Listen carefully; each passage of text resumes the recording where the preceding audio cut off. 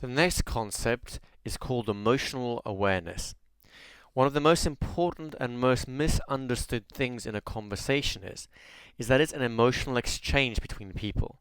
And because it's an emotional exchange, in order to keep people in the conversation, you have to make sure people are in a positive emotional state. It's a very simple idea, but people lose sight of that. For example, if you're trying to persuade someone of your point of view, and all you're doing is ramming your information or your arguments down someone's throat, you may well be right. But it's not really who's right that counts. It's who's left inside the conversation at the end of the day and who really enjoys it. So make sure that whatever you do, you have part of your awareness becoming very sensitized and very sensitive to where is the emotion going on here? How is the other person being affected by what you're saying? And maybe, if they're being affected in a negative way, to have the flexibility to change the way you present the message so that the message impacts in a much gentler way, and you'll actually find that way your messages actually get adopted. You won't be argued with as much, people won't resist you as much. Why? Because now the most important thing to them, their own emotional experience, is not being challenged. The conversation becomes fun again, and people will actually seek you out to talk to you just because they love the vibe, the air, the exchange that they have when they talk to you.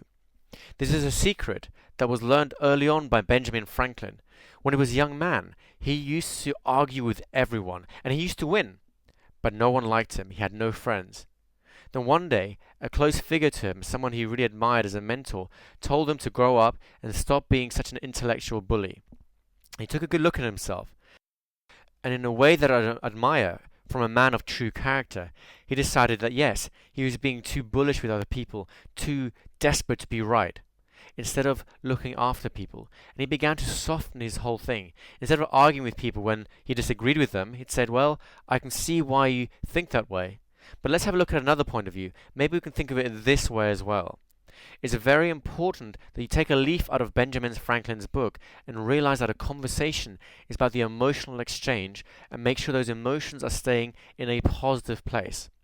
This isn't to say, by the way, that you can't tackle negative subjects like death or sadness or deprivation or loss. All these things can be tackled in a conversation, but they must be tackled carefully to make sure that the value exchange is still there. To continue with the rest of the training, click the link in the description box to download the videos for free.